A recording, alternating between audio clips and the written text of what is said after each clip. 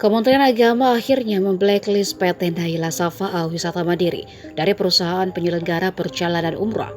Masuknya PT Naila dalam daftar hitam itu usai terbukti melakukan penipuan hingga menelantarkan jemaah di Arab Saudi yang terungkap baru-baru ini.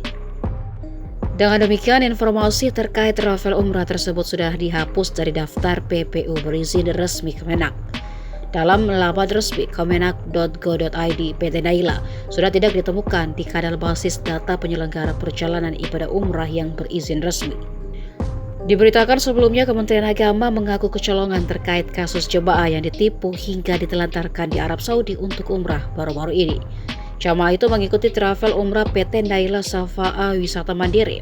Tetapi, niat suci mereka untuk beribadah harus tercoreng karena perbuatan para tersangka. Kasubdit Pemantauan dan Pengawasan Ibadah Umrah dan Ibadah Haji Khusus Kemenak RI Mujib Rodi mengaku pihaknya kecolongan dalam sisi pengawasan ketika jemaah berangkat umrah dari Indonesia ke Arab Saudi. Diakui Mujib keterbatasan sumber daya dalam melakukan proses pengecekan setiap keberangkatan jemaah membuat pihaknya kecolongan.